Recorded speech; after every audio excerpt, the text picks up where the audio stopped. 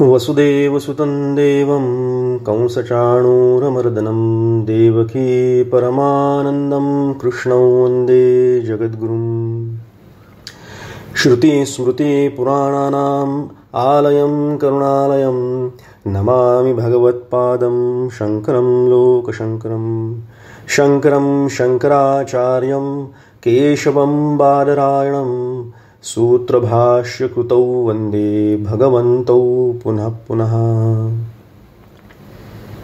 ब्रह्मानन्दं परमसुखदं केवलं ज्ञानमूर्तिं द्वन्द्वातीतं गगनसदृशं तत्त्वमस्यादिलक्ष्यम् एकं नित्यं विमलमचलं सर्वधी साक्षिभूतं भावातीतं त्रिगुणरहितं सद्गुरुं तन्नमामि।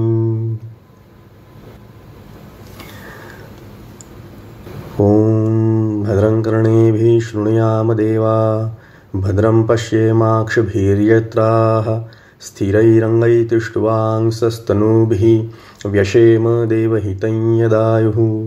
ॐ स्वस्ति नो इन्द्रो वृद्धश्रवाः स्वस्ति नः पूषा विश्ववेदाः स्वस्ति नस्तारक्षौ अरिष्टनेमिः स्वस्ति नो बृहस्पतिर्ददातु। ॐ शान्तिः शान्तिः शान्तिः।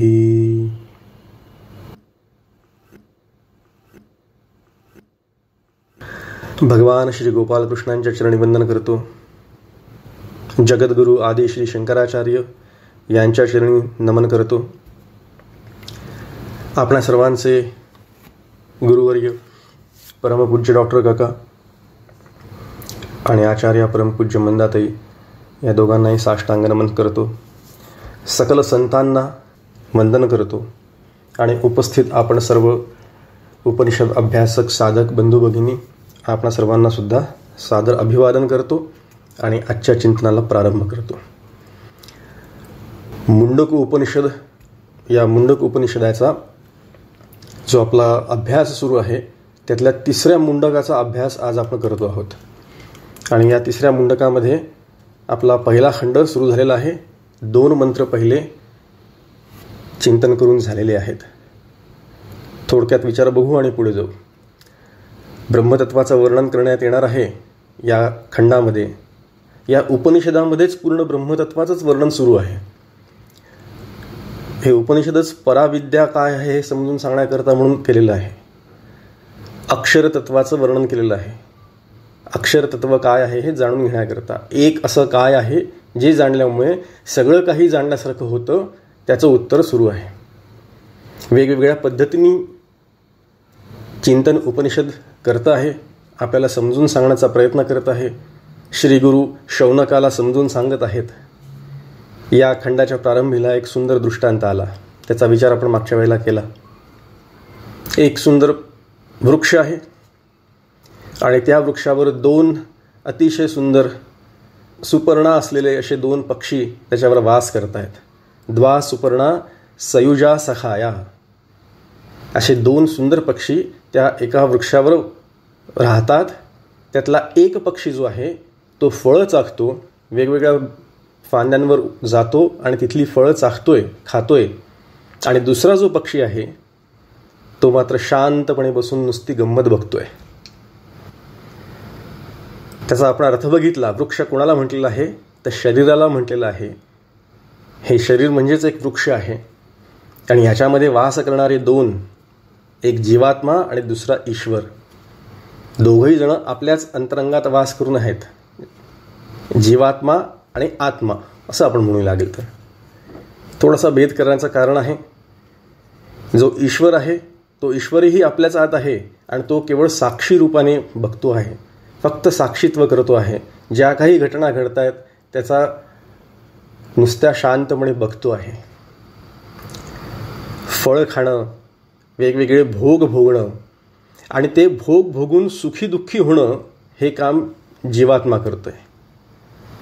सुख आणि दुःख मिळवण्याकरता म्हणून पंच ज्ञानेंद्रियांनी सतत विषय भोग प्राप्त करण्याकरता म्हणून धडपड करणं, इकडून तिकडे जाणं, तिकडून इकडे येणं, त्या भोगांच्या विषयांच्या करता आसक्त होणं आणि त्या आसक्तीच्या बंधनात अडकून जाण्याचं काम कोण करतं? तर तो जीव करतोय, जीवात्मा करतोय. दुसरा जो पक्षी आहे, दुसरा जो आहे तो अन्य ईश्वर, हा मात्र अलिप्त आहे, हा मात्र नित्य शुद्ध बुद्ध मुक्त आहे, शांत आहे. तो कर्मफल भोगतही नाही, कर्मही करत नाही आणि त्याचा त्याच्याशी काहीही संबंध सुद्धा नाही. तो फक्त तिथे आहे, तो साक्षी आहे, तो प्रेरक आहे, तो प्रेरणा देतोय. बस. दुसऱ्या मंत्रामध्ये पण आपण तोच विचार बघितला की कसा हा जीव मोहित होतो आणि मोहित झाल्यामुळे संतप्त होतो, दीन होऊन जातो, वेगवेगळ्या प्रकारे शोक करतो. शोचती मुह्यमानः. का बरं असा करतो शोक? कारण वेगवेगळ्या प्रकारचे फळं चाखत असताना कधी गोड फळं तर कधी आंबट किंवा कडू फळं तो चाखतो आणि त्यावेळेला मात्र त्याला अत्यंत शोक होतो. आणि मग एक दिवस असा येतो की ज्या वेळेला हताश, असमर्थ, असहाय्य, अनिशया असा झालेला हा मोहित आणि त्रस्त झालेला हा जीव कधीतरी मागील जन्मातील केलेल्या कर्मफळांचं, पुण्याचं, पूर्वसुकृताचं काहीतरी पुण्य उदयाला येतं आणि म्हणून त्या पुण्याच्या आधारावर भगवंताची कृपा होते आणि त्याला भगवत प्राप्तीची ओढ निर्माण होते. आपल्याला तो ईश्वर कसा आहे हे बघण्याची त्याची इच्छा होते आणि तो सहज वरती नजर घालतो आणि शांतपणे साक्षी असलेला तो ईश्वर, तो पक्षी, तो कसा शांत बसला आहे हे बघतो आणि त्याच्याकडे जाण्याची त्याची इच्छा अनावर होते. आणि असा साधक ज्याचं पूर्वसुकृत उदयाला आलेलं आहे, जो भगवंताला शरण गेलेला आहे, ज्याला श्रीगुरूंची कृपा प्राप्त झालेली आहे आणि जो आता अधिकार संपन्न झालेला आहे, फार महत्त्वाचं आहे, जो आता अधिकार संपन्न झालेला आहे तो त्या ईश्वराच्या तत्वाला जाणतो, त्याच्या महिमाला जाणतो, त्याचं वैभव, त्याचं सामर्थ्य काय आहे ते ओळखतो आणि मग त्यावेळेला तो शोकरहित होतो. वीत शोकः. तो शोकरहित होतो. आणि असं शोकरहित कसं होतो? तर कारण त्यांनी ईश्वराचं मर्म जाणलेलं आहे, तत्व जाणलेलं आहे. जीव आणि ईश्वर हे दोन आहेत, दोन पक्षी आहेत, पण दोन भासतात. मुळात त्यांच्यामध्ये अभेद आहे. उपाधीच्या सापेक्षाने त्यांच्यामध्ये भेद निर्माण झालेला आहे. खरं तर ते एकच आहेत. याचा सुद्धा आपण विचार केलेला होता. लिंग उपाधी, अविद्या उपाधिक जे चैतन्य आहे त्याला जीव असं म्हणतो आपण, व्यष्टीपुरतं मर्यादित. आणि समिष्टीमध्ये असलेलं मायोपाधिक जे चैतन्य आहे ते ईश्वर तत्व. ते ईश्वर तत्व आणि जीवतत्व यांच्यामध्ये तत्वतः भेद नाही. आता ह्याच मंत्रांच्या आधारावर पुढचं वर्णन येत आहे. त्या पुढच्या वर्णनाकरता आपण आता विचार करूया. आपण आता मंत्र क्रमांक 3 बघूया. यदा पश्यते रुक्मवर्णम कर्तारमीशं पुरुषं ब्रह्मयोनिं तदा विद्वान पुण्यपापे विधूय निरंजनः परमं साम्यमुपैति. जेव्हा साधक सृष्टीकर्त्या तेजस्वी ब्रह्मदेवाचेही उत्पत्ती कारण असलेले पुरुषत्व पाहतो, जाणतो, तेव्हा तो विद्वान पाप पुण्यातीत होऊन परब्रह्माशी एकरूप होतो, साम्य दिशेला पोचतो, प्राप्त करतो. यदा पश्यः, जेव्हा, यदा म्हणजे जेव्हा आणि तदा म्हणजे तेव्हा. यदा पश्य, पश्य म्हणजे जो पाहणारा, द्रष्टा. इथे त्याचा अर्थ आहे जीव किंवा साधक. पश्यती, पश्य पश्यती म्हणजे काय? बघणारा बघतो, पाहणारा पाहतो. जेव्हा पाहणारा पाहतो. आता सरळ सरळ अर्थ आहे. कोणाला पाहतो? प्रश्न आला पुन्हा. तो जो पक्षी आहे जीवात्मा, तो त्या ईश्वराला पाहतो, दुसऱ्या पक्षाला पाहतो. जो शांत बसलेला आहे तो ईश्वर कसा आहे त्याचं असं सहज दर्शन होतं का? पाहतो म्हणजे वरती बघितलं म्हणजे दिसला असं होतं का कधी? नाही. दुर्लभ आहे त्याचं दर्शन, अतिशय दुर्लभ आहे. मग यदा इथे म्हटलेलं आहे. यदा म्हणजे जेव्हा तो पाहतो. जेव्हा म्हणजे केव्हा हा प्रश्न पडतो. त्याचं उत्तर असं आहे की जेव्हा त्याला अधिकार प्राप्त होतो. इथे यदा शब्द घातल्यामुळे अधिकार सुचवण्यात आलेला आहे, अधिकाराकडे निर्देश केलेला आहे. शम दम शमादी षटक संपत्ती, विवेक, वैराग्य, मुमुक्षुत्व सगळं आला विचार त्याच्याबरोबर. असा अधिकार जेव्हा प्राप्त होतो तेव्हा तो पाहतो. कोण? साधक. कोणाला पाहतो? ईश्वराला पाहतो. कसा आहे तो ईश्वर? ज्याला बघतोय तो ईश्वर कसा आहे? तो दिव्य वर्णाचा आहे. रुक्मवर्णम असा विचार केला. रुक्मवर्णम म्हणजे दिव्य प्रकाश स्वरूप असलेला. रुक्म याचा अर्थ होतो सोनं, सोन्यासारखा पिवळा. आणि काय म्हणतात पुढे? कर्तारमीशम पुरुषम ब्रह्मयोनिम. कर्तारम म्हणजे या जगताचा रचयिता जो आहे, जो या संपूर्ण सृष्टीचा कर्ता आहे तो. आणि ब्रह्मयोनिम म्हणजे ब्रह्माचे सुद्धा आदिकारण असलेला असा जो आहे तो, ज्याच्यापासून ब्रह्मदेवाची निर्मिती झाली असा तो. पुरुषम पश्यते म्हणजे त्या परमपुरुषाला, त्या तत्वाला पाहतो. इथे पुरुष शब्दाचा अर्थ जो आहे तो परमात्मा असा आहे, श्रेष्ठ असा आहे. म्हणजे जो बघणारा द्रष्टा जीव त्या दृक्ला जाणतो, दृक्ला पाहतो. दृक म्हणजे आत्मतत्व. कसं पाहतो त्याला? आता या डोळ्यांनी बघतो का? नाही, एकरूप होऊन बघतो, एकत्वाने अनुभव घेतो. त्यावेळेला तदा त्यावेळी काय होतं? पाप पुण्य दोघांचंही धुवून निघतात, बाजूला सारतल्या जातात, स्वच्छ होतात. पाप पुण्य धुवून स्वच्छ झाल्यामुळे काय होतो? निरंजन होतो, निर्मल होतो. निरंजनम. आणि असा तो ज्ञानी विद्वान महात्मा परमम साम्यम उपैती म्हणजे अत्यंत सर्वश्रेष्ठ असलेलं जे साम्य तत्व आहे, जी समता आहे, जे अद्वैत आहे, त्याला प्राप्त करतो असा त्याचा अर्थ आहे. थोडं या मंत्रावर जरा चिंतन करू. रुक्मवर्णम हा शब्द आलेला आहे. या उपनिषदामध्ये दिव्यवर्णम, प्रकाश स्वरूप असलेलं, ज्योतिर्मय असलेलं अशा प्रकारचे खूप सगळे शब्द येऊन गेलेले आहेत.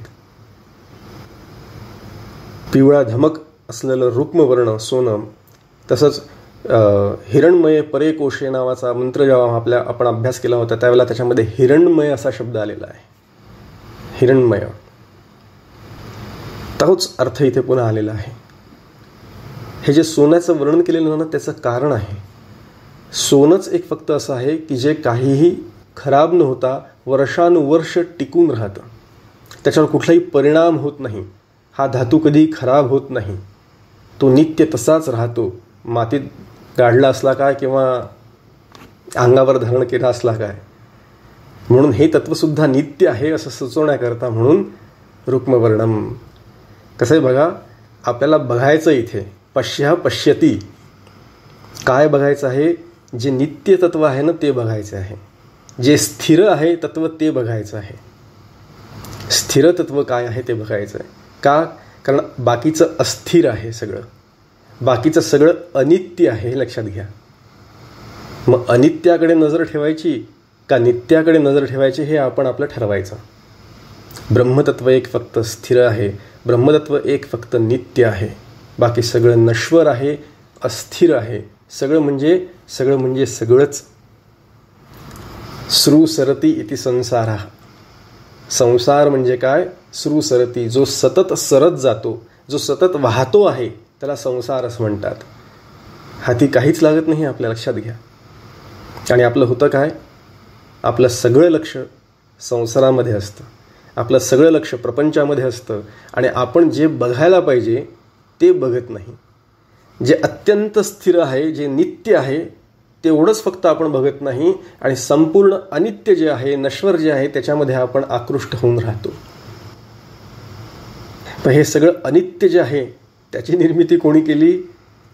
त्याची निर्मिती सुद्धा त्यांनीच केलेली आहे. कर्तारम. कर्तार शब्द, कर्तारांनी काय? जगताचा नियंता आहे. जगताच्या निर्मितीचं काम ज्यांनी घेतलेलं आहे असा तो ईश्वर. सगळ्या समष्टीचे सगळे कर्म, जगताची, ब्रह्मांडाची, अनंत कोटी ब्रह्मांडाची निर्मिती आणि अनंत कोटी ब्रह्मांडाची निर्मिती करून ते अनंत कोटी भोग भोगणारा जो आहे तो ईश्वर आहे, लक्षात घ्या.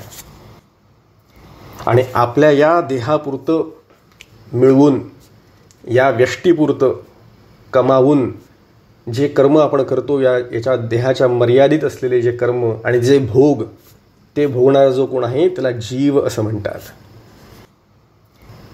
पण दोघांचाही विचार केला तर त्यांच्या उपाधीचा जर का बाध केला, उपाधी जर का त्यागली, तर जीव आणि ईश्वर याचा विचार आपण मागच्या वेळेला केला होता.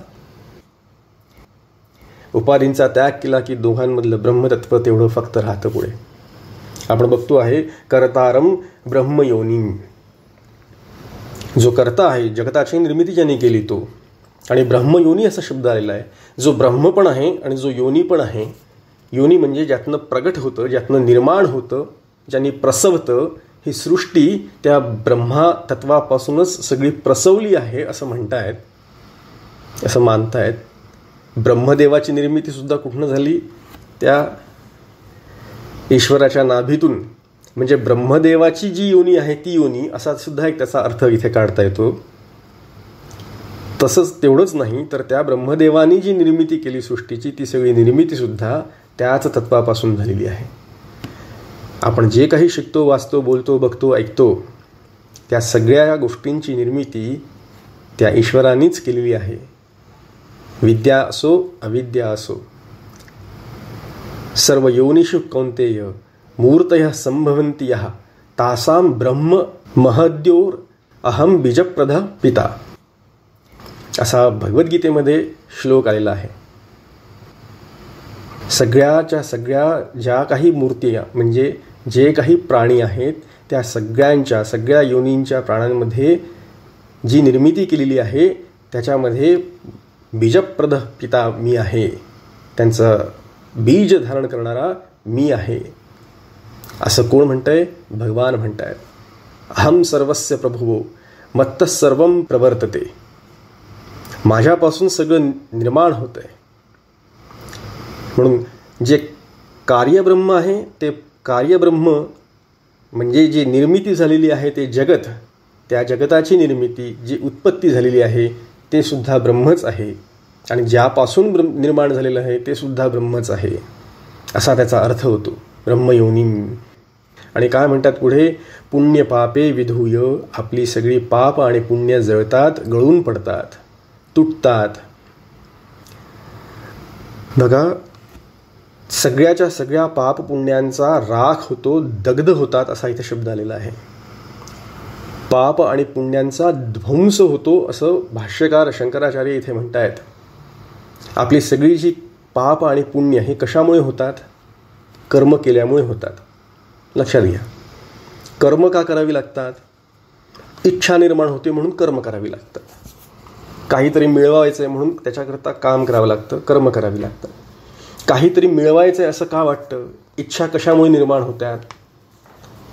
कारण मी अतृप्त आहे, मी पूर्ण नाही आहे अशी भावना असल्यामुळे, मी मर्यादित आहे, मी परिच्छिन्न आहे अशी भावना असल्यामुळे, मी या देहाच्या पुरता मर्यादित आहे अशी मान्यता, अशी भावना असल्यामुळे, असा भाव आपला असल्यामुळे, म्हणजेच याला म्हणतात अविद्या असल्यामुळे आपल्याला ही सगळी कर्म करावी लागतात. शंकराचार्य फार सुंदर शब्द वापरतायत. आपण मागच्या वेळेला विचार केला होता. अविद्या काम कर्म. कुठल्याही कर्मांचं मूळ काय आहे? पाप पुण्याचं मूळ काय आहे? तर ते अविद्या हे आहे. अविद्येतून, अविद्या म्हणजे ह्या देहाला मी सत्य मानणं, हा देह म्हणजे मी मानणं, हा जो भ्रम आहे त्याला अविद्या असं म्हणतात. या अविद्येमुळे कामाची म्हणजे इच्छांची निर्मिती, आणि इच्छापूर्ती करता म्हणून कर्मांची निर्मिती, आणि कर्म केल्यामुळे पाप आणि पुण्य. पाप आणि पुण्य. आता ही पाप आणि पुण्य सुद्धा धुवून ज्याची निघतात, विधूय, गळतात, निघून जातात, ध्वंस होतात, अनेक शब्द वापरता येतात त्याला. आपण मागच्या वेळेला विचार केला होता. या उपनिषदाचं जे फल आहे ते मागच्या खंडामध्ये आपण बघितलं होतं. भिद्यते हृदयग्रंथी छिंदन्ते सर्व संशया क्षीयन्ते चास्य कर्माणी. त्याची सगळीच्या सगळी कर्म कशी होतात? क्षीयन्ते, क्षीण होऊन जातात. तस्मिन् दृष्टा परावरे. त्याचं दर्शन झाल्यानंतर, त्याला बघितल्यानंतर, त्याचा अनुभव घेतल्यानंतर हे सगळं होतं. हे उपनिषदाचं फल आपण बघितलेलं आहे. म्हणून पाप पुण्य निघून जातात, धुवून जातात आणि तो कसा होतो? निरंजन होतो. आता कोणतेही पाप कर्म किंवा पुण्यकर्म, पाप आणि पुण्य हे कर्माशिवाय होत नाही हे आपण बघितलं. पण एक लक्षात घ्या, कितीही पुण्यकर्म करायला गेलो तरीसुद्धा त्या पुण्यकर्मामध्ये आपोआप पापकर्म होऊन जातात, शास्त्र असं सांगतं. म्हणून त्या पापकर्मांचा आपण निराश करण्याकरता म्हणून त्याचं प्रायश्चित्त घ्यावं लागतं. काहीतरी कुठेतरी आपण यज्ञ केला समजा, तर त्या यज्ञाचं जे पुण्य आहे ते मिळतं, पण त्या यज्ञाबरोबर त्या ज्वालांमध्ये काहीतरी किडे कृमी कीटक कुठे जर का आले आणि त्यांचा जर का नाश झाला तर त्याचंसुद्धा पाप लागतं. कर्म झालं की त्याचं पाप आणि पुण्य दोन्ही येऊन आपल्याला चिकटतं. मग या पाप आणि पुण्याचा त्याग कसा करायचा, त्यांना धुवून कसं टाकायचं, ते आपल्यावर लागू नये याची काळजी कशी घ्यायची, त्याच्याकरता म्हणून निष्काम बुद्धीने कामं करायची आहेत सगळी. देवाकरता करायचं आहे, माझ्याकरता म्हणून नाही करायचं. निष्काम आणि शास्त्राप्रमाणे सांगितलेलं जर का कर्म आपण केलं, शरणागत भावाने केलं, भगवंताला शरण जाऊन केलं आणि मुख्य म्हणजे समबुद्धीने जर का ते केलं तर आपल्याला जसं काम करायचं आहे तसं होतं. आणि मग आपल्याला कर्म येऊन लागत नाहीत, पाप पुण्य आपल्याला चिटकत नाहीत, कर्मांची फळं आपल्याला भोगावी लागत नाहीत. भगवद्गीतेमध्ये फार सुंदर विचार 2ऱ्या अध्यायामध्ये भगवान मांडतायत. बुद्धियुक्तो जहातीह उभे सुकृत दुष्कृते तस्मात योगाय युज्यस्व योग कर्मसु कौशलम. जो समबुद्धीचा माणूस असतो, बुद्धियुक्त, इथे बुद्धी म्हणजे सांख्य बुद्धी, समबुद्धी असा अर्थ आहे. असा बुद्धीचा, समबुद्धीचा जो मनुष्य असतो तो जगामध्ये त्याला पाप आणि पुण्य दोघांचाही तो त्याग करतो. म्हणून हे अर्जुना, तस्मात योगाय युज्यस्व, तू सम्य बुद्धी किंवा सांख्य बुद्धीला चिटकून राहा. योग, इथे योग याचा अर्थच सांख्य बुद्धी आहे. तू योग कर, कारण या योगातले जे बारकावे आहेत ना, या योगावर जर का तू नीट लक्ष ठेवलंस, कर्मातील दक्षता जी जर का नीट बघितलीस, त्याचं जर का कौशल्य जर का सांभाळलंस तर तू या कर्माच्या बंधनातनं सुटून जाशीलस, कर्मबंधनातनं मुक्त होशीलस. त्याच्याकरता योग कर. कुठला योग कर? समबुद्धीचा योग कर. तसं झाल्याने काय होणार आहे? समबुद्धी प्राप्त झाल्याने निरंजन परमं साम्यमुपैति, ती समबुद्धी प्राप्त होईल तुला. कशी? जर का तू तो योग टिकवलास तर. म्हणून निरंजन म्हणजे निरंजनो निर्लेपो विगत क्लेश असं भाष्यकार म्हणतात. निर्लेपो, ज्याला लेप नाही असा, निर्लेप जो आहे तो. आणि विगत क्लेश म्हणजे ज्याला क्लेशही नाहीत असा जो आहे तो निरंजन, स्वच्छ. योगामध्ये, पतंजली योगामध्ये पंचक्लेश असा शब्द येतो. अविद्या, अस्मिता वगैरे अशा प्रकारचे 5 क्लेश त्यांनी सांगितलेले आहेत. पण इथे काय म्हणतायत? विगत क्लेश हा म्हणतो. कुठल्याही प्रकारचे क्लेश, कुठल्याही प्रकारची दुःख ही त्याची नाहीशी होतात, तो निरंजन होतो. आणि काय होतो? परमं साम्यमुपैति, परमसाम्यतेला प्राप्त होतो.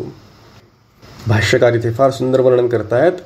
परमं प्रकृष्टम निरतिशयम साम्यम समताद्वय लक्षणम असं इथे सांगतायत. समता अद्वय लक्षणम. सम म्हणजे कशा प्रकारची समता? इथे अद्वय लक्षणाची. निरतिशय साम्य, अतिशय सुंदरपणे तो आनंदरूप होतो, तो तृप्त होतो, तो विगत शोक होतो, तो विगत क्लेश होतो आणि साम्य दशेला प्राप्त करतो. ही साम्य दशा फार महत्त्वाची आहे. पुन्हा भगवद्गीतेचा आधार घेऊ आपण. 2ऱ्या अध्यायामध्ये याच सांख्य बुद्धीचं वर्णन आपण आत्ता बघितलं. त्याच अध्यायामध्ये स्थितप्रज्ञाची लक्षणं काय असा अर्जुन प्रश्न विचारतो. आणि स्थितप्रज्ञा पुरुषाची लक्षणं फार सुंदर पद्धतीने भगवंतांनी तिथे मांडलेली आहेत. त्याचा सगळ्यांनी जरूर अभ्यास करावा. दुःखेषु अनुद्विग्न मनः सुखेषु विगत स्पृहा, स्थितप्रज्ञांच्या लक्षणात सांगितलेलं आहे. जो दुःखाने अनुद्विग्न होत नाही, उद्विग्न होत नाही, आणि जो सुखानी स्पृहा ज्याच्यामध्ये निर्माण होत नाही, म्हणजे मला अजून मिळावं, अजून हवं, अजून भोग भोगावा, अशा प्रकारची स्पृहा, इच्छा, काहीतरी प्राप्त करावं अशी इच्छा ज्याच्या मनामध्ये निर्माण होत नाही सुखप्राप्तीनंतर, आणि दुःख मिळाल्यानंतर जो उद्विग्न सुद्धा होत नाही असा, आता ही सांख्यबुद्धी आहे, ही समबुद्धी आहे. 12व्या अध्यायात सुद्धा भगवंतांनी याचं वर्णन करताना हेच शब्द सगळे वापरलेले आहेत. समदुःखा सुखाक्षमी, यो न हृष्यती न द्वेष्टी न शोचती न कांक्षती. कुठल्या प्रकारचा भक्त मला प्रिय आहे, कोणत्या भक्तांची लक्षणं भगवान इथे सांगतायत. हर्ष अमर्ष भयोद्वेगैर मुक्तो यः सचमे प्रिय. हर्ष आणि अमर्ष, भय आणि उद्वेग यांच्यापासून जो मुक्त आहे, म्हणजे जो साम्य बुद्धी सांभाळतो आहे, जो बॅलन्स ठेवतो आहे, जो सांख्य बुद्धी जपतो आहे, तो तुल्य निंदा स्तुतिर्मौनी. निंदा आणि स्तुती दोघांच्या बद्दल जनित समसमान, तुल्य अशा प्रकारे जी साम्यता सांभाळली आहे, असा भक्त मला प्रिय आहे असं भगवान म्हणतात. कितीतरी ठिकाणी भगवंतांनी भगवद्गीतेमध्ये याचं वर्णन केलेलं आहे. हीच सांख्यबुद्धी आहे, हाच योग आहे आणि हीच प्राप्त होते. परमम साम्यमुपैति. आता इथे भाष्यकार अजून एक छान बारकावा मांडतायत. 2 प्रकारचे साम्य असतात, जे एक आपण व्यावहारिक पातळीवर जी समता म्हणतो ते सगळे कसे, भारतातले सगळे सर्व धर्म समभाव, भारतातले सगळे लोक कसे आहेत, समसमान आहेत, माझ्याकरता कोणीही परक नाही, सगळे माझे आपलेच आहेत, अशा प्रकारचा एक भाव आपण सगळेजण जोपासण्याचा प्रयत्न करतो. किडा मुंगीपासून ते सगळ्या प्रकारच्या लोकांमध्ये वावरताना हे सगळे समान आहेत असं आपण म्हणतो. पण खरंच तसं असतं का, खरंच असं होतं का, याचा जरा विचार करा.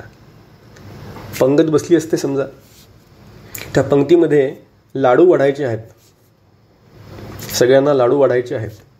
मी सगळ्यांच्या पानात एक एक लाडू ठेवत जातो, आणि लाडू ठेवत असताना मला दिसतं की आता इथे माझा मुलगा बसलेला आहे समोर, त्याच्या पानामध्ये मात्र मी मोठा लाडू बघून ठेवतो. काय झालं, वाढ वाढायची आहे, यावेळेला भाजी वाढायची आहे, आणि भाजी वाढताना मी सगळ्यांना भाजी वाढतो. माझ्या मुलाच्या जवळ जेव्हा येतो त्यावेळेला मला लक्षात येतं की माझ्या मुलाला ही भाजी आवडत नाही, त्यावेळेला मी त्याला ती भाजी न वाढता पुढे जातो. साम्यमुपैति. साम्य बुद्धी आहे का, ह्याचं उत्तर नाही असं येतं. म्हणून व्यावहारिक दृष्टीमध्ये मी आणि माझं येतं, हा आपला आहे, हा परका आहे असं वाटतं. आपण बोलताना मारे खूप बोलतो की सगळे कसे आहेत, समसमान आहेत, एकसारखेच आहेत, पण खरंच तसं नसतं. सून ती शेवटी सूनच असते, आणि मुलगी ती शेवटी. हरिओम. आमच्या कॉर्पोरेट वर्ल्डमध्ये इक्वॅलिटी नावाचा एक कॉन्सेप्ट सध्या खूप गाजतोय, शिकवतात. डायव्हर्सिटी आणि इन्क्लुजन, आणि त्याच्यामध्ये एक इक्वॅलिटी, DEI. सगळे कसे आहेत, इक्वल आहेत. सगळे इक्वल आहेत, तर सगळ्यांचं जेव्हा ॲन्युअल रिव्ह्यू होतो त्यावेळेला सगळ्यांना इक्वल डिस्ट्रीब्यूट होतं का, जो बोनस द्यायचा असतो तो प्रत्येकाला सगळ्यांना इक्वल मिळतो का, जो वरच्या लेवलचा मॅनेजर असतो त्याला तेवढाच बोनस मिळतो का जेवढा खालच्या लेवलच्या मॅनेजरला मिळतो. कधीच असं होत नाही. त्याच्यामुळे ही जी साम्यबुद्धी आहे, हा जो व्यवहारातली जी साम्यबुद्धी ज्याला आपण म्हणतो, ती साम्यबुद्धी ही निकृष्ट प्रकारची आहे असं आचार्य इथे म्हणतायत. आचार्य सांगतायत की ही साम्यबुद्धी खरी नाही, ही निकृष्ट आहे. ह्याच्यापेक्षा एक वेगळी साम्यबुद्धी, एक वेगळंच साम्य तत्व जे आहे ते अद्वैत एकरूपात्वाचं तत्व आहे.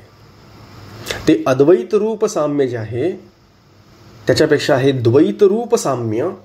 द्वैत दिसत असलेलं जे साम्य आहे ते निकृष्ट आहे असं म्हणताय. तो ईश्वर एक वरिष्ठ, दुजे जड जीव निकृष्ट. निकृष्टाचे साम्य समस्त निकृष्टचे की. म्हणून साम्य रूपता जी आहे ती अद्वैत बुद्धीला प्राप्त करणारा जो असतो तो खऱ्या अर्थाने साम्य दशेला प्राप्त झालेला आहे. अद्वैत रूप साम्य अवस्था. आता त्या अवस्थेला जो आता अवस्थेला प्राप्त करतो म्हणणं पण चुकीचं आहे, कारण ती अवस्था म्हणजे काय? अवस्था नाही म्हणता येणार त्याला. ती अवस्था नाही आहे. एक काळ टिकली आणि काही वेळानंतर ती त्या अवस्थेतनं तो दुसऱ्या अवस्थांमध्ये अवस्थांतरात्री झालेला आहे, इकडून तिकडे गेलेला आहे, असं नाही. तो साम्य रूपता हा त्याचा स्वभावच जणू बनतो. त्याच्यामध्ये तरतम भाव उरत नाही. हा माझा, हा प्रकार असं त्याच्या मनामध्ये येत नाही. त्याच्याकरता खरोखर सगळेजण सारखेच असतात. तिथे तुलना नाही, तिथे मत्सर नाही, तिथे द्वेष नाही, कुठल्याही प्रकारचं घृणा नाही त्याच्या मनामध्ये. द्वैत भावाचा अत्यंत अभाव असा जेव्हा त्याची दृष्टी तयार होते त्यावेळेला ती साम्य बुद्धी अत्यंत आनंदाची असते.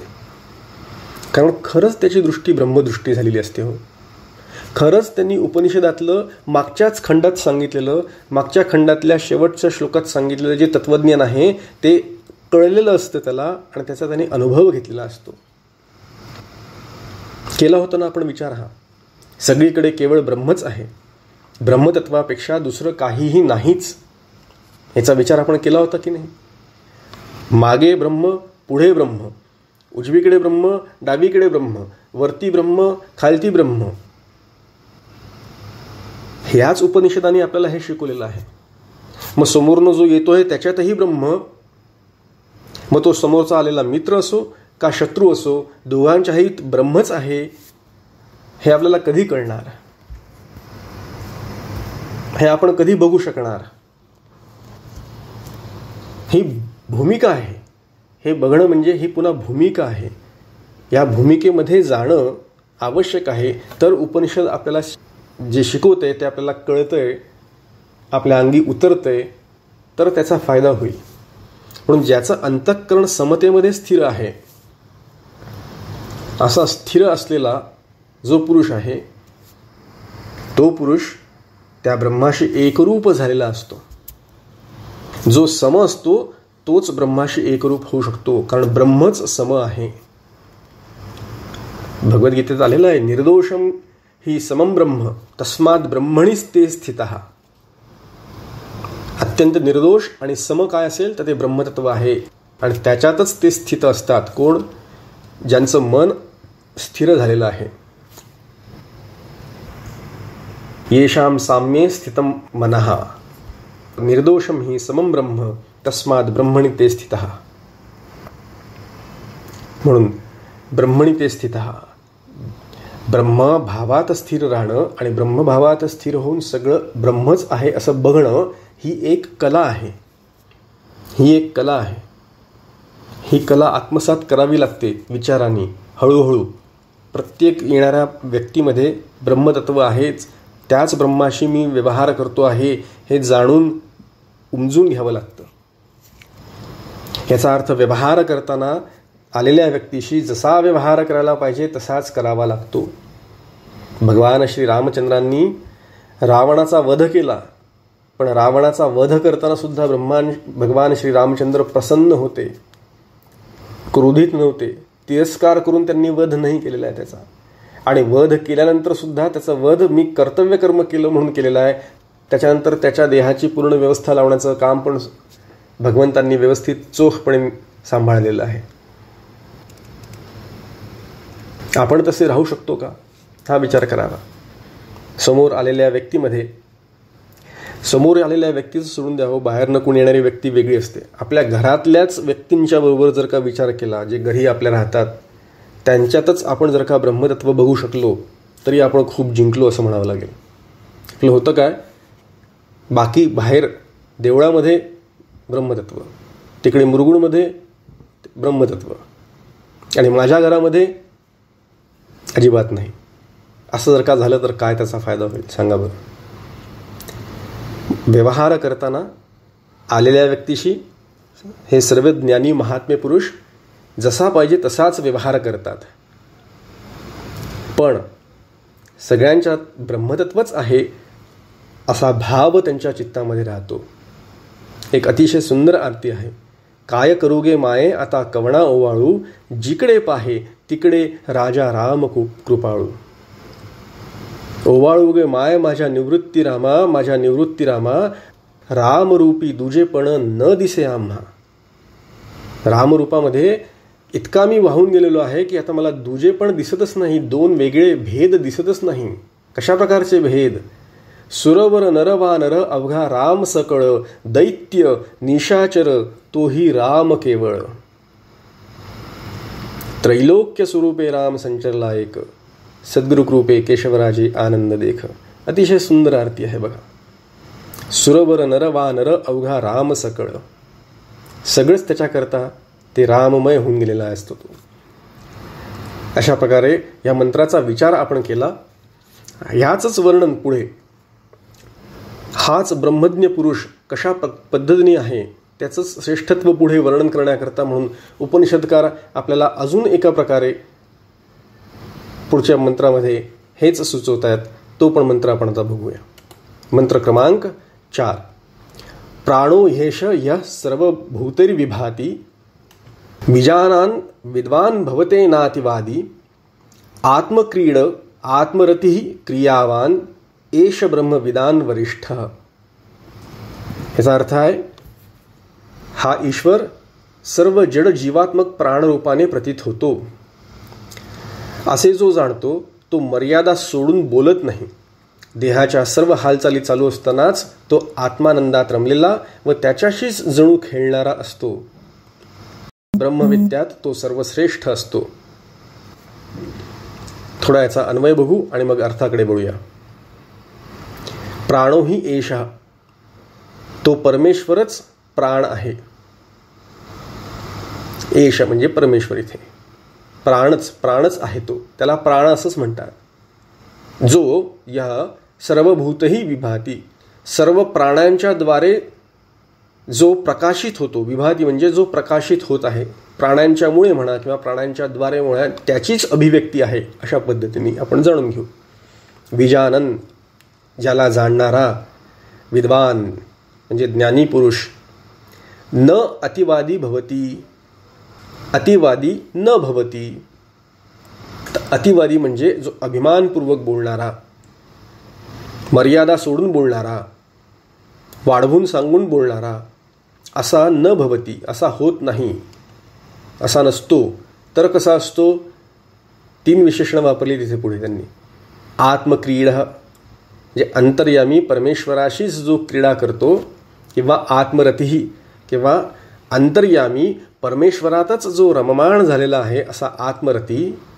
आणि क्रियावान, यथायोग्य भगवत प्राप्ती करता म्हणून जो क्रियावान म्हणजे जो क्रिया करतोय, कर्म करतो आहे असा कोण? एषः, हा ज्ञानी. ब्रह्मविदाम वरिष्ठः, सर्व ब्रह्मविद लोकांच्या मध्ये म्हणजे ब्रह्मवेत्ते जे लोक आहेत त्यांच्यामध्ये हा सर्वश्रेष्ठ वरिष्ठ असा असतो. अशा या मंत्राचा अर्थ अन्वय आपण आता बघितला. परमेश्वरच प्राण आहे असं इथे म्हटलेलं आहे. आणि बघा, लक्षात घ्या, परमेश्वर सगळ्यांचा प्राण आहे. आपल्या सगळ्यांच्या शरीरांची हालचाल ही प्राणामुळे होते, लक्षात ठेवा. तसंच सगळ्या जगताची जी काही हालचाल होते, जगताचे जे व्यवहार होतात, चंद्र सूर्य ग्रह मंडल सगळे, त्या ज्या मालिका आहेत, त्यांची सगळी जी काही क्रिया आहे ती सुद्धा त्या परमेश्वराच्या शक्तीनीच होते. तर इथे प्राण या शब्दाचा अर्थ शक्ती असा होतो. आपले हे जे प्राण आहेत, ज्याच्यामुळे आपण म्हणतो की हा जीव जगतो आणि प्राण गेल्यामुळे तो निघून जातो, मरतो असं जे म्हणतो, ते जे प्राण आहेत ते जड आहेत. पण इथे प्राण या शब्दाचा अर्थ उपनिषदामध्ये शक्ती असा होतो, ईश्वराची शक्ती. आणि ती शक्ती सर्व प्राण्यांच्या मधनं काम करत असते.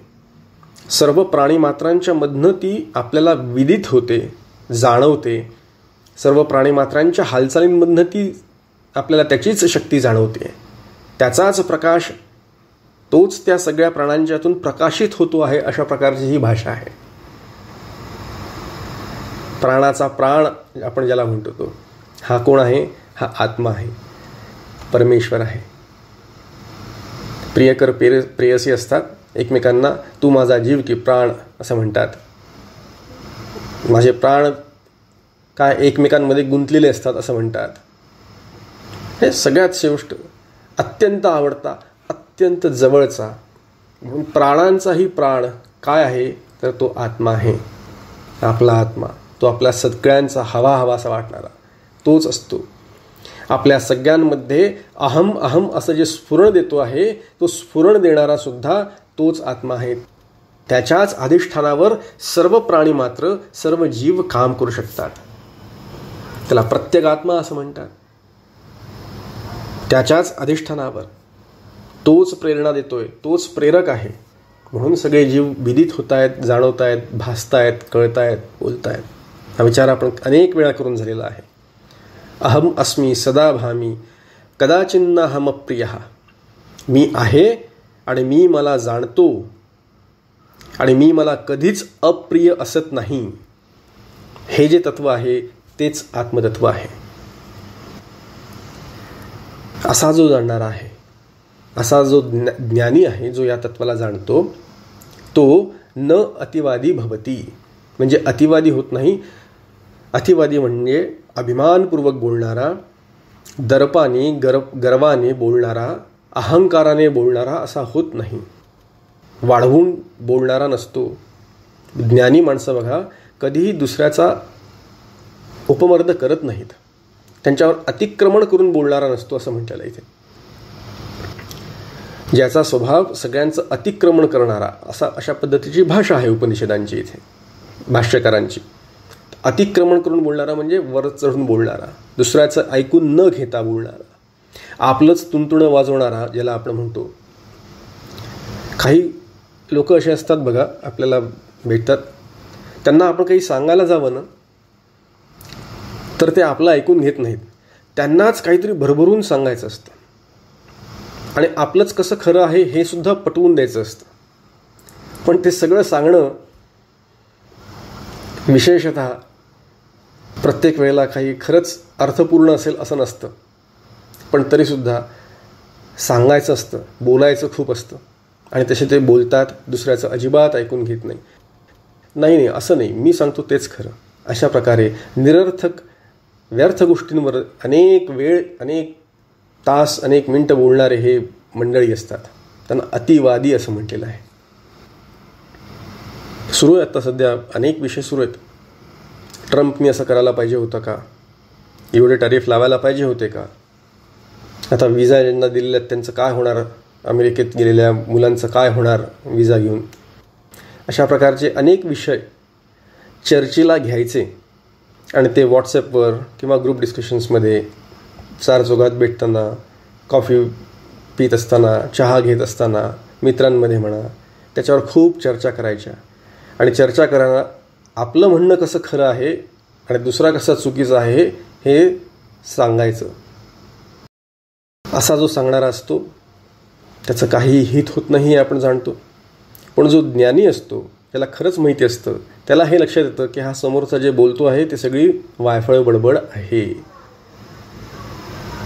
आणि हा जो ज्ञानी असतो तो ज्ञानी त्यांचा अतिवाद करत नाही. याचा अर्थ त्यांना उल्लंघत नाही, त्यांच्यावर अतिक्रमण करत नाही. का बरं करत नाही हे लक्षात घ्या. तो त्यांच्यावर रागवत नाही, तो त्यांच्यावर चिडत नाही. ज्ञानी पुरुष का? कारण तो अद्वैतात स्थिर असतो. म्हणून त्याला कळतं हे काहीतरी बोलतायत, ठीक आहे, इग्नोर करायचं. न चिडता शांतपणे त्यांना इग्नोर करायला तो शिकतो. का? कारण हा स्वतः अद्वैतात ब्रह्मभावात स्थिर असतो. ब्रह्मभावात स्थिर असल्यामुळे बाकीच्यांमध्ये कसं बघायचं हे त्याला कळतं. आचार्य काय सुंदर वर्णन करतात याचं.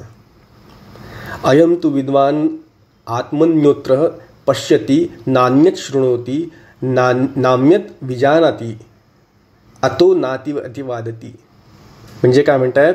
आत्म्याशिवाय अन्य काहीही ते बघत सुद्धा नाही. न अत्र अन्य पश्यती नान्यत शृणोती, न अन्य शृणोती म्हणजे आत्म्याशिवाय काही दुसरं ऐकत सुद्धा नाही, आत्म्याशिवाय दुसरं काही जाणत सुद्धा नाही असं म्हणतायत. आता याचा अर्थ काय होतो? आत्माच जाणतो, आत्माच ऐकतो, आत्माच बोलतो, आत्माच पाहतो असा त्याचा अर्थ शब्दशः घ्यायचा नाही. त्याच्या मागचा भाव समजून घ्यायचा. कोणाशीही जेव्हा आपण बोलतो, डिस्कशन्स करतो, विचारमंथन करतो, त्यावेळेला एक वाद नावाचा शब्द आपल्यासमोर सगळ्यांना माहिती आहे. वाद येतो. दोघजण जेव्हा येतात त्यावेळेला शब्दाला शब्द आणि वाद सुरू होतो. पण हा वाद शब्दसुद्धा फार अप्रसिद्ध झालेला आहे. कारण खऱ्या अर्थाने वाद म्हणजे ज्याला डिस्कशन म्हणतो तसं व्हायला पाहिजे, पण ते होत नाही.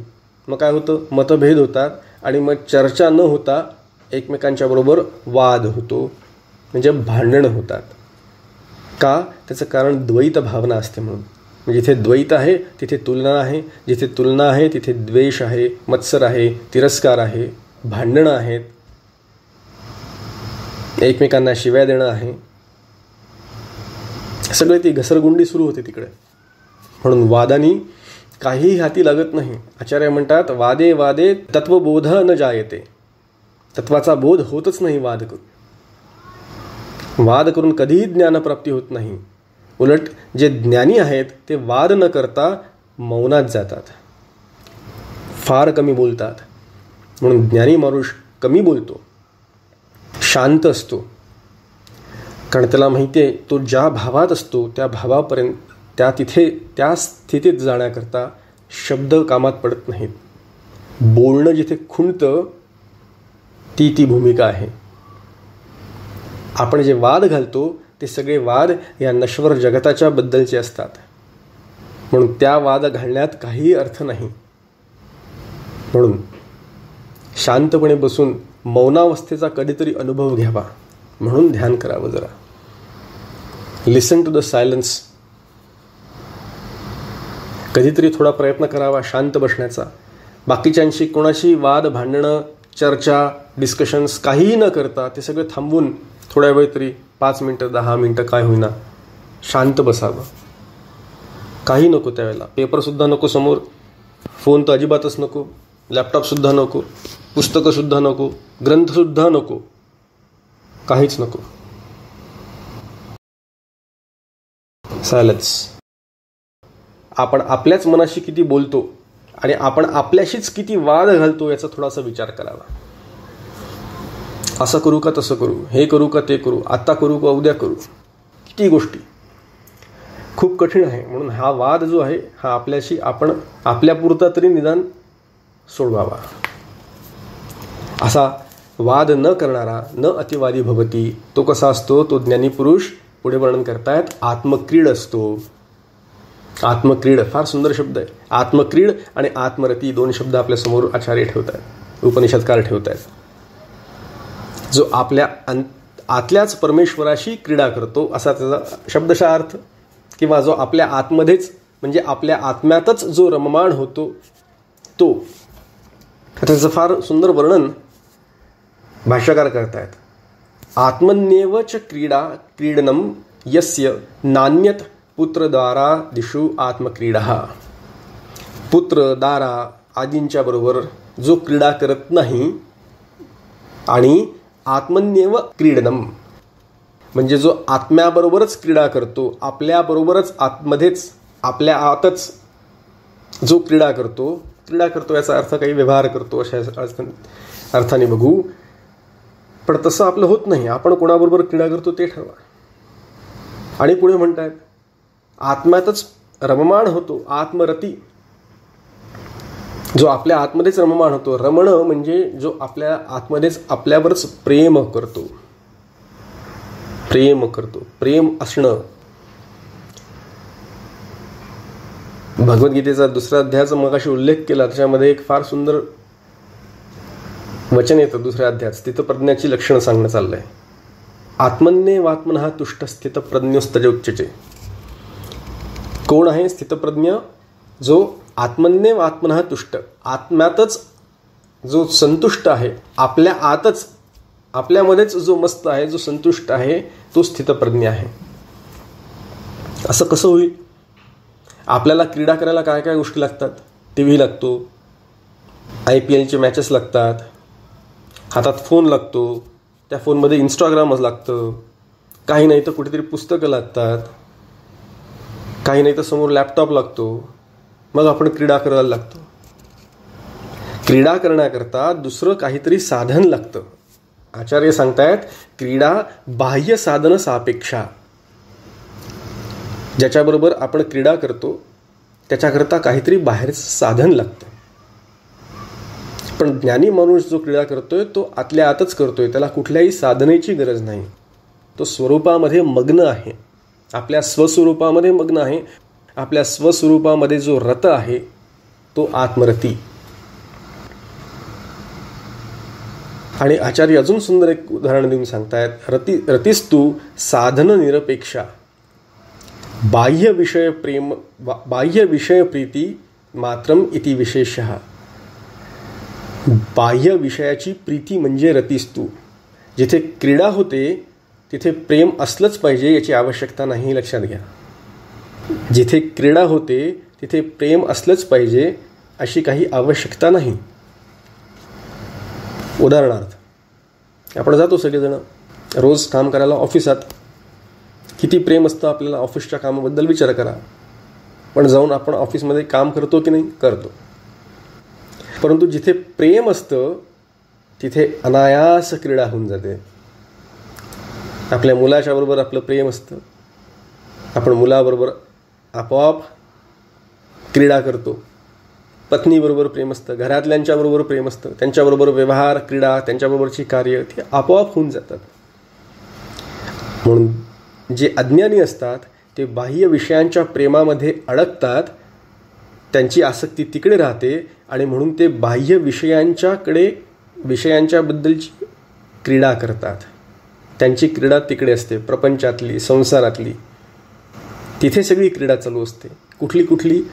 घर कसं कमवायचं, मिळवायचं, पैसे कसे कमवायचे, मिळवायचे, मुलगा, बायको, गृह, धन, पुत्र, दारा, याच्यामध्ये आपण क्रीडा करत असतो. आपण ऑफिस क्रीड असतो.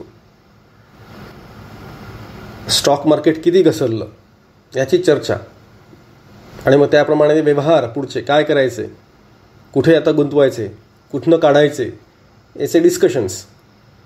मग आपण आत्मक्रीड आहोत का धनक्रीड आहोत याचा विचार करावा. आपण आत्मक्रीड आहोत का ऑफिस क्रीड आहोत याचा विचार करावा. पण थोड्या वेळ तरी दिवसातनं या ज्ञानी पुरुषाची जी लक्षणं सांगितली आहेत ती आत्मसात करण्याकरता म्हणून, त्याच्यासारखी साधना करण्याकरता म्हणून दिवसातनं 4 मिनटं तरी निदान, नाही 40 मिनटं तर आत्मक्रीड होण्याचा प्रयत्न करावा, आत्मरती होण्याचा प्रयत्न करावा. असं जर का करू शकलो तर त्या माणसाला, त्या ज्ञानाला कुठल्याही प्रकारची कर्तव्य कर्म राहत नाही असं वर्णन करतात. भगवद्गीतेमध्ये पुन्हा वर्णन आलेलं आहे 3ऱ्या अध्यायामध्ये, आत्मन्येवच संतुष्टस तस्य कार्यं न विद्यते. त्याच्याकरता कुठलंही कार्य राहत नाही, कर्तव्य कर्म राहत नाही. जो आत्मरती, आत्मक्रीड असा असेल तो. आणि असं असून सुद्धा इथे क्रियावान शब्द आलेला आहे पुढे. हा मनुष्य, हा ज्ञानी क्रियावान असतो, क्रियावान आहे. कशा प्रकारचा? कर्म करणारा. कुठल्या प्रकारची कर्म करणारा? यज्ञ यागादी कर्मकांड इथे सांगितलं नाही आहे, असा त्याचा अर्थ इथे नाही आहे. तर कर्म करणारा, कुठली कर्म, कुठल्या प्रकारच्या क्रिया करणारा? ध्यान, वैराग्य आणि ज्ञान, सम्यक ज्ञानाच्या प्राप्तीकरता जे प्रयत्न आहेत ते करणारा. 2 प्रकारचा विद्यांचा आपण विचार केला होता सुरुवातीला, या उपनिषदाच्या सुरुवातीला.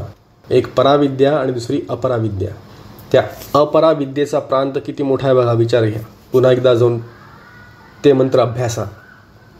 पराविद्या करता म्हणून जो प्रयत्न करतोय तो क्रियावान इथे दर्शवलेला आहे. अपराविद्येकरता म्हणून जे प्रयत्न करतोय, स्वर्गसुखादी भोगांकरता म्हणून आणि धनधान्य मिळवण्याकरता आणि संपत्ती मिळवण्याकरता म्हणून ज्या क्रिया आहेत त्या सगळ्या अपराविद्येमध्ये येतात. तसा त्या क्रियावान शब्दाचा अर्थ असा नाही. क्रियावान ज्ञान, ध्यान, वैराग्यादी क्रिया यस्य सोयम क्रियावान, असं भगवान शंकराचार्य इथे म्हणतायत. म्हणून आत्मरतीच ज्याची क्रिया आहे, आत्मक्रीडच जो आहे तो. बाकीच्या ज्या सगळ्या क्रिया आहेत त्यांच्याबद्दल बोलू सुद्धा नका, त्या नाही इथे सुचवायच्या आहेत. आपण विचार केला होता अन्योवाचो विमुंचथ. दुसऱ्या कुठल्याही प्रकारच्या ज्या बोलणं आहेत अपराविद्येबद्दलचं ते बंद करायचं. त्या सगळ्या गोष्टींचा त्याग करायचा. मग कशाचा? फक्त पराविद्येवर फोकस करायचं. पराविद्या करणारा म्हणजे त्याच्याकरता ज्या क्रिया लागतात त्या करणारा, ज्ञानधानादी क्रियेमध्ये जो क्रीड आहे, जो आत्मक्रीड आहे, जो आत्मरती आहे, असा जो पुरुष आहे, असा जो ब्रह्मनिष्ठ आहे, असा जो ज्ञानी महात्मा आहे, तो सगळ्या ब्रह्मविदाम वरिष्ठ म्हणजे सगळ्या ब्रह्मविद लोकांच्या मध्ये पण सर्वश्रेष्ठ असा आहे. ब्रह्मविद ब्रह्मैव भवती, असा जो ब्रह्मभावात स्थित होऊन आनंद अवस्थेमध्ये स्थित होऊन जो राहतो तो खरा ज्ञानी. त्या ज्ञानी महात्म्याचं चिंतन, त्या ज्ञानी महात्म्याचं वर्णन इथे आलेलं आहे. आणि मग असा ज्ञानी महात्मा तो जिथे जिथे जातो तिथे तिथे समाधी अवस्थेमध्ये असतो. यत्र यत्र मनोयाती तत्र तत्र समाधया. तो जे जे व्यवहार करतो ते सगळेच्या सगळे व्यवहारसुद्धा कसे असतात? ब्रह्माशी केलेले असतात. ब्रह्मार्पणम आपण श्लोक वाचलेला आहे, माहिती आहे सगळ्यांना. ब्रह्मैव तेन गंतव्या ब्रह्मकर्म समाधिनः. त्या मंत्राचा अर्थ आणि या मंत्रांचा अर्थ सारखाच आहे. पुन्हा एकदा वारंवार सुचवावं असं वाटतं आणि सांगायची आवश्यकता असते. ह्या ज्ञानी पुरुषाचं अशा प्रकारचं वर्णन जेव्हा आपण ऐकतो त्यावेळेला खूप गडबड होऊन जाते. मग त्याच्याकरता आमचे डॉक्टर काका फार छान दृष्टांत देतात. कशा प्रकारे हा ज्ञानी पुरुष व्यवहार करतो जगताशी. काका विचारतात, तो तवा जो असतो तो तवासुद्धा गोल आहे आणि ती पोळीसुद्धा गोल आहे. सर्वत्र सगळीकडे ब्रह्म समसमान व्यापून आहे. याचा अर्थ ते तव्यामध्ये सुद्धा ब्रह्मच आहे आणि पोळीमध्ये सुद्धा ब्रह्मच आहे. मग ते प्रश्न विचारतात की हा ज्ञानी माणूस तवा खाईल का पोळी खाईल? फार गमतीशीर आणि फार मार्मिक असा हा प्रश्न आहे. व्यवहार करताना तो ज्ञानी पुरुष तव्यावर पोळी भाजून पोळीच खाईल. अगदी त्याचप्रमाणे व्यवहार करताना जसा या जगताच्या रहाटीचा जो व्यवहार आहे त्या पद्धतीने तो व्यवहार होतो त्यांचा. पण भूमिका कशी असते? सगळीकडे ब्रह्मच आहेत ही बघण्याची त्यांची दृष्टी तयार झालेली असते. आणि अशी साम्य बुद्धी तयार झालेली असल्यामुळे कोणाशीही कसलाही प्रकारचा व्यवहार करताना त्या व्यवहारामध्ये त्यांना सुखही होत नाही आणि दुःखही होत नाही. आणि अशी जी अवस्था आहे ती आनंदाची अवस्था आहे. त्या आनंदाच्या अवस्थेमध्ये चढ उतार नसतो, समसमानती असते. त्या आनंदाच्या अवस्थेमध्ये भेद नसतो, विकार नसतो. तशी अवस्था आपल्या सगळ्यांना प्राप्त व्हायला ही जी लक्षणं सांगितलेली आहेत ज्ञानीपुरुषाची, ही आपल्या अंगी बांधण्याकरता म्हणून जी साधना पद्धती सांगितलेली आहे ती साधना सर्व साधकांनी करायची आहे. आता ही साधना कुठली आहे, कुठल्या प्रकारची साधना आपण करायला पाहिजे, ही निवृत्ती प्रधान साधना कुठली आहे हे सांगण्याकरता म्हणून पुढचे मंत्र येणार आहेत. त्यांचा अभ्यास, त्या साधनेचा अभ्यास, कुठले कुठले गुण सद्गुण अंगी बांधण्याचे आहेत त्याचा अभ्यास आपण पुढच्या मंत्रांमध्ये करू. आज इथेच थांबूया. कृष्णाय वासुदेवाय हरये परमात्मने प्रणतक्लेशनाशाय गोविंदाय नमो नमः. गोपाल कृष्ण भगवान की जय. श्री सद्गुरुनाथ महाराज की जय. हरि ओम तत्सत. हरि ओम तत्सत.